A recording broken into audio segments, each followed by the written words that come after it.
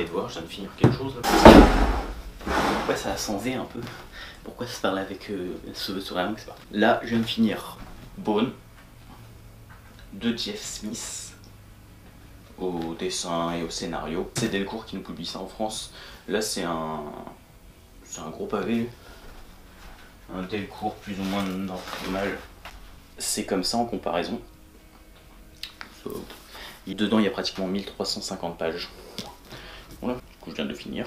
Je vais pas vous montrer en ouvrant parce que merci Delcourt, hein. Les pages de ce livre sont dégueulasses, comme vous pouvez le voir.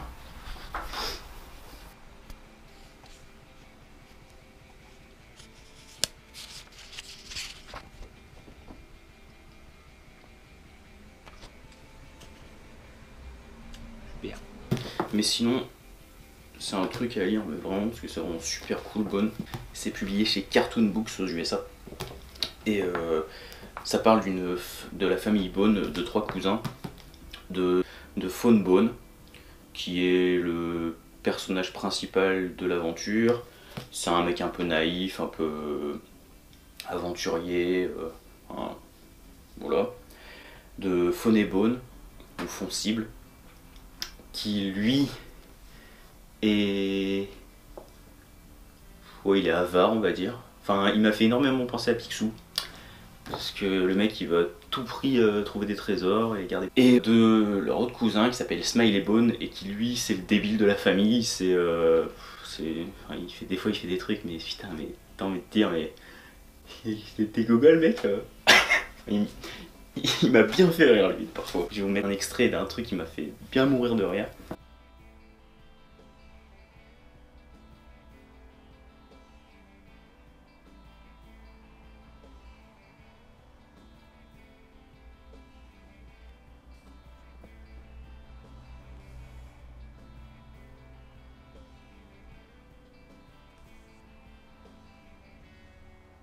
Smiley, c'est un gogol.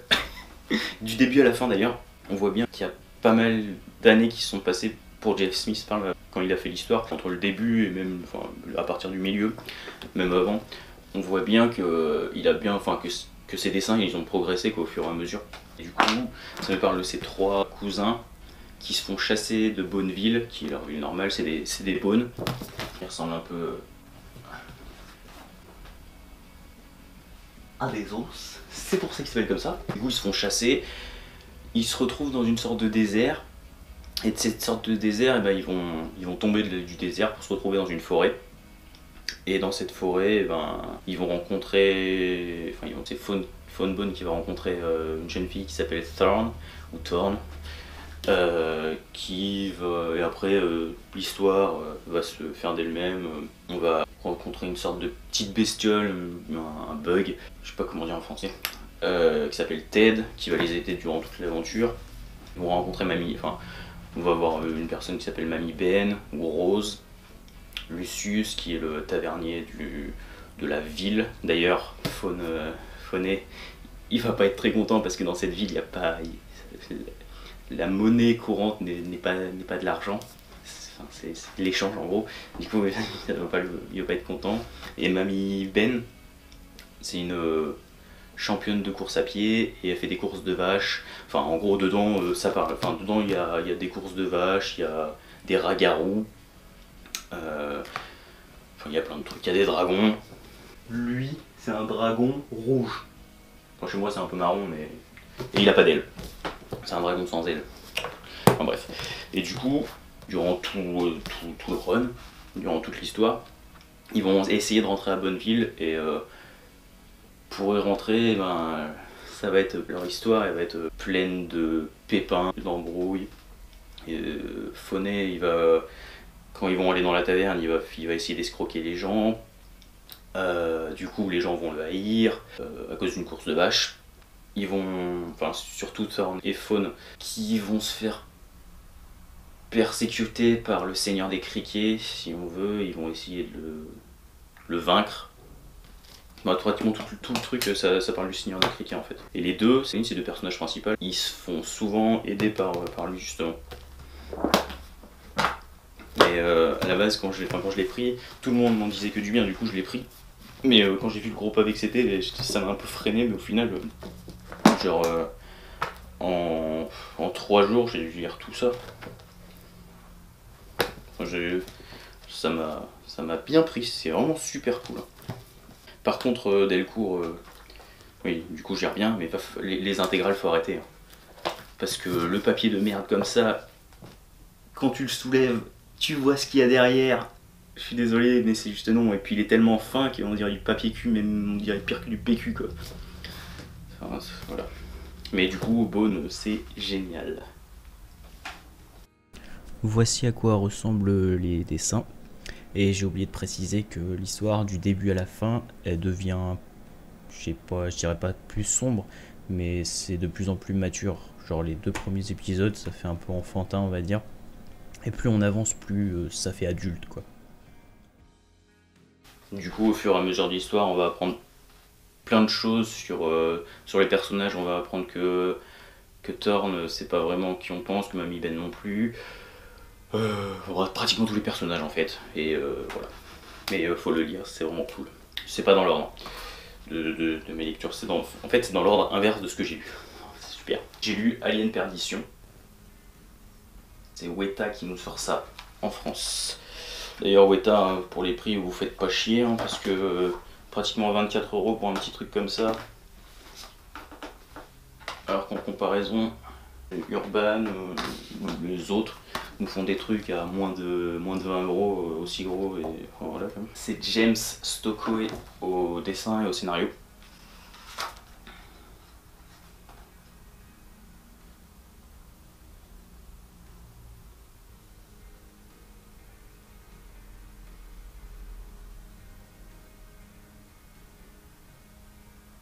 Et à la base, c'est Dark Horse qui publie ça, et là en fait, ça nous raconte les derniers instants de la vie de l'officier Vasilevski. En fait, il trouve un vaisseau avec son équipage. Il trouve un vaisseau qui est en perdition, d'où le nom. Normalement, c'est Alien Dead Orbit qui s'appelle le titre original. Mais du coup, là, ouais, ils trouvent un vaisseau qui est en perdition. Ils vont du coup l'appeler pour savoir s'il y a des survivants, parce qu'ils voient, avec leur truc thermique, ils voient de l'énergie au fond du vaisseau. Du coup, ils envoient, il y a personne qui répond, mais ils vont essayer d'y aller pour voir ce que c'est. Ils vont découvrir qu'il y a des personnes qui sont cryogénisées. Ils vont essayer de les décrire. Quoi ? Ouais, d'accord. Ils vont essayer de les refaire vivre, en gros, quoi. Et en les refaisant vivre, ils vont faire un truc chelou qui va pratiquement les tuer, mais ils vont quand même les ramener chez eux, dans leur vaisseau à eux, pour essayer de les maintenir en vie, en apprendre plus sur le vaisseau en question, où il restait plus que 3 survivants, 2 jumeaux et une fille, alors que normalement ils étaient 8. Et du coup, ils vont essayer d'en savoir plus, qu'est-ce qui leur est arrivé, malgré leur état que je vous montre comme ça là. Mais ce que tout le monde pense arrive, hein. Il y en avait un, ou même, non, il y en avait 2 même, qui avait un alien en lui, du coup il est sorti, et puis ça va être le bordel, et puis voilà, ils vont essayer, voilà.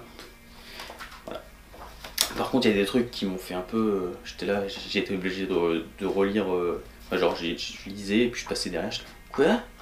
Parce que sur une même page, t'as genre le début de l'histoire, ça se passe 4 minutes, enfin ça se passe vers la fin du récit si on veut. Enfin c'est compliqué à expliquer, mais en gros il y a des passages où c'est vers la fin, et après on nous explique comment c'est arrivé, pourquoi ça en est là, et du coup c'est pas expliqué.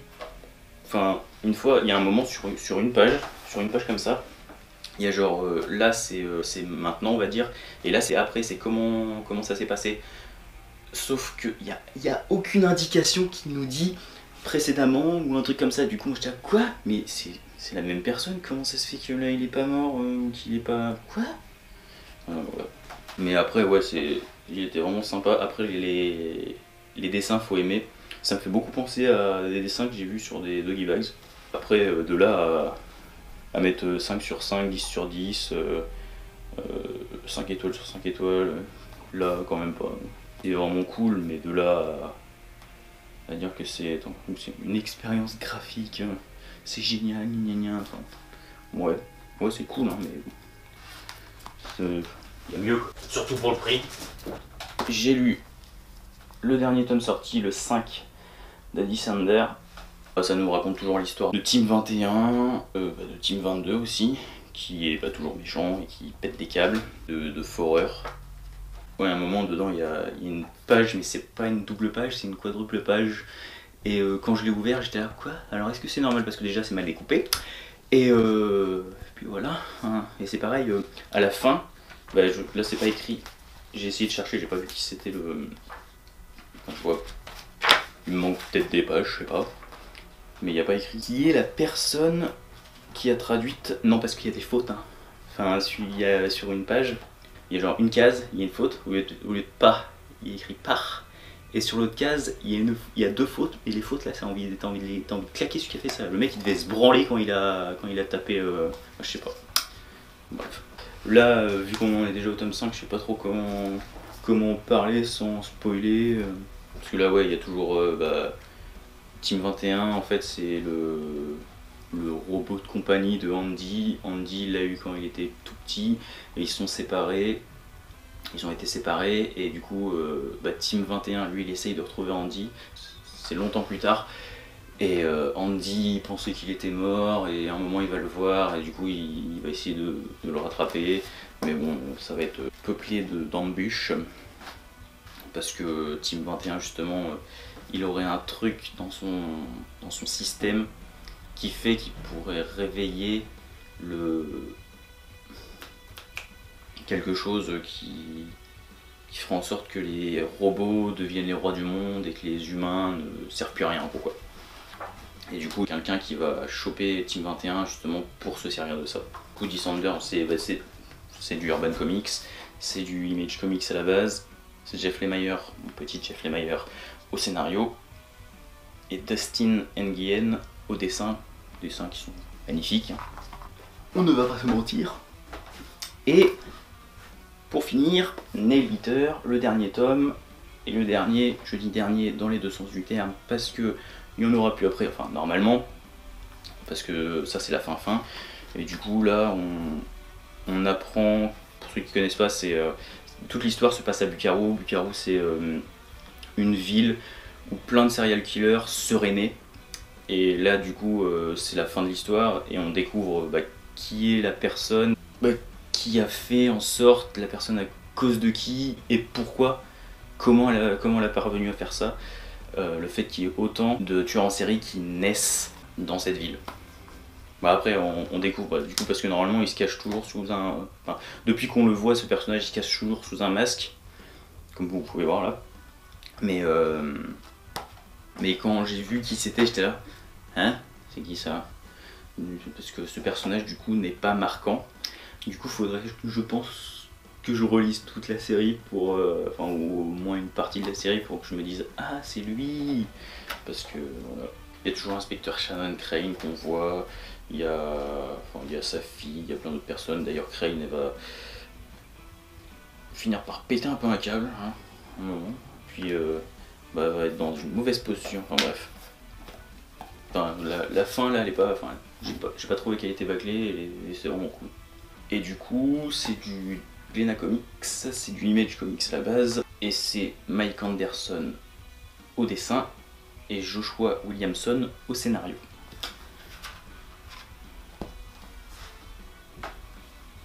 Voilà, Nailbiter, c'est fini. C'est en 6 tomes. Et du coup ça je vous le conseille vraiment, c'est vraiment cool. Bon c'est fini pour cette semaine. J'ai quand même pas de mal lu parce que le Bone, pratiquement 1350 pages, c'est pas mal en 3 jours. Moi je suis fier de moi. Voilà. Mais du coup, si vous avez aimé, vous laissez le pouce vers le haut, abonnez-vous, vous pouvez regarder ce que j'ai fait avant, les playlists de mes lectures de la semaine si vous voulez tous les voir. Puis voilà, allez, à plus. Ces chats sont des débiles. Qu'est-ce que tu fais là? T'as changé de pièce, et oui. Ça rend trop con.